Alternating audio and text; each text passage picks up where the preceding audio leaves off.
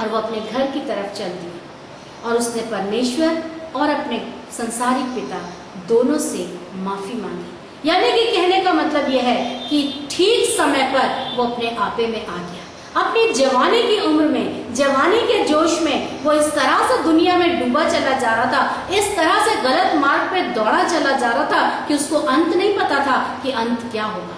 और जब उसने ये देखा कि उसका साथी कोई नहीं है, धन समाप्त हो गया, कोई कुछ दे नहीं रहा है, भूखा मर रहा है, विनाश की ओर जा रहा है, जीवन समाप्त होने वाला हो गया है, तब सही समय पर उसने प्रभु को पुकारा।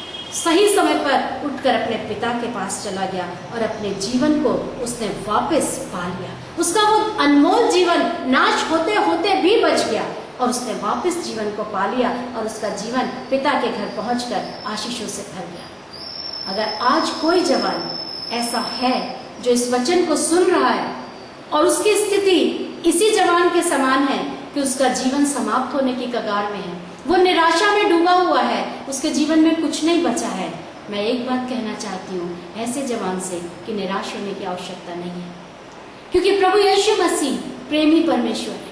प्रभु यीशु मसीह आपसे प्यार करते हैं, इसीलिए तो वो दुनिया में आए। प्रभु यीशु मसीह ने अपने जीवन को बलिदान किया, मृत्यु को सह लिया केवल इसलिए कि आप जीवन पाएं। प्रभु यीशु मसीह तीसरे दिन मुर्दों में से जी उठे केवल इसलिए कि आप विजयी जीवन जिए। आप निराशा का जीवन, हार का जीवन नहीं, लेकिन एक सफल जीवन, एक उन्नति का जीवन जिए। क्या आप अपने जीवन को आज प्रभु यीशु मसीह के पास ला करके अपने जीवन को आशीषों से भरना चाहते हैं? अगर है ऐसा तो आप जरूर प्रभु यीशु मसीह के पास आइए, वो आपको गले से लगा लेगा। परमेश्वर का वचन पवित्र बाइबल एक और व्यक्ति के बारे में बताती है जिसका नाम यूसुफ है। यूसुफ भी एक जवान व्यक्ति था, जवान लड़का था, और उसके भाइयों ने उसको ईर्ष्यावश इश्माइलियों के हाथ में, इश्माइली सौदागरों के हाथ में बेच दिया था और उन सौदागरों ने उसको मिस्र देश में ले जा करके फिरौन राजा के एक कर्मचारी अधिकारी के घर, पोतीफर नामक व्यक्ति के घर में दे दिया और वहां पर वो बेचा गया और वो उसके घर में सेवा टहल करने लगा पूरे परिवार की। वचन बताता है कि यह व्यक्ति जवान था और सुंदर और रूपवान था। अतः सुंदर और रूपवान होने की वजह से, जवान होने की वजह से अनेक प्रकार के प्रलोभन इसके जीवन में इसके सामने आते थे उस घर में रहते हुए। वो जेल खाने में भी डाला गया। वास्तव में देखा जाए तो वो एक दुखी जीवन जी रहा था, परंतु विशेष बात एक थी, एक बड़ी विशेष बात उसके जीवन के साथ थी कि वो परमेश्वर के साथ चलता था और परमेश्वर उसके साथ चलता था। वचन में लिखा है कि जहां जहां यूसुफ जाता था वहां वहां परमेश्वर उसके संग रहता था और चूंकि परमेश्वर उसके संग रहता था, परमेश्वर उसे प्यार करता था और वो भी परमेश्वर से डरता था, इसलिए किसी भी तरह की परिस्थिति ने उसके ऊपर अपना दावा नहीं किया या उसके ऊपर अपना, कहना चाहिए, हुकूमत नहीं चलाई और हर परिस्थिति में परमेश्वर उसके संग रह करके उसको बचाता गया। हर तरह का पाप उसके सामने आया, लालच का पाप, मोह का पाप, तरह तरह का पाप उसके सामने आया, पर वो जवान किसी पाप में डूबने नहीं पाया।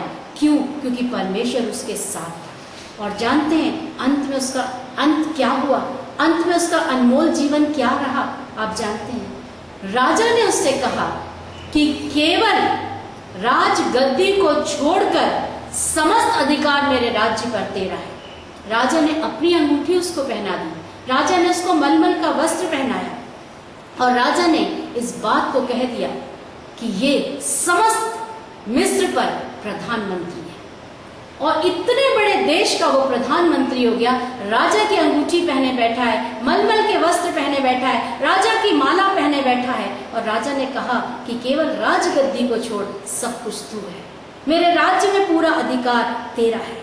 यह है अनमोल जीवन।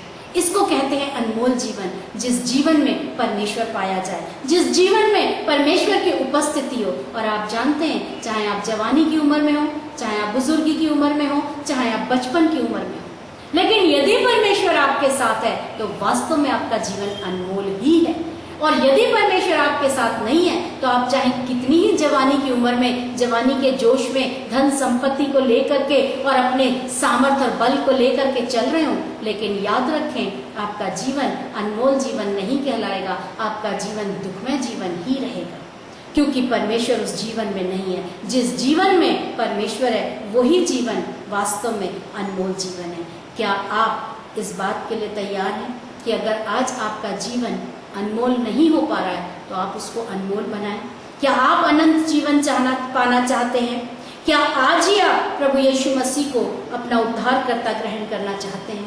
अगर ये सब चीजें हैं तो प्रभु के पास आ जाइए। प्रभु आपको प्यार करता है, प्रभु आपके लिए ठहरा हुआ है, इंतजार करता है कि मेरी रचना, मेरा जवान बेटा मेरे पास आए। जानते हैं उस पुत्र का पिता जिसका बेटा वो पिता की संपत्ति लेकर दूर देश चला गया था, वो पिता रोज इंतजार करता था, रोज इंतजार करता था, शायद आज मेरा बेटा आ जाए, शायद आज मेरा बेटा आ जाए। इसी प्रकार से जब हम अपने सृजनहार से दूर होकर के अपनी आंखों की दृष्टि में चलते हुए, अपनी मनमानी करते हुए, अपनी समझ का सहारा लेकर के चलते हुए पिता से दूर हो जाते हैं, परमेश्वर से दूर हो जाते हैं, तो परमेश्वर रोज इंतजार करता है कि मेरा ये भूला भटका बेटा शायद आज वापस आ जाए, शायद आज वापस आ जाए, और इस इंतजार में रहता है कि कब मेरा बच्चा वापस आए और मैं उसको गले से लगा लूं और उसके जीवन को अनमोल बना दूं, उसके जीवन को आशीषों से भर दूं।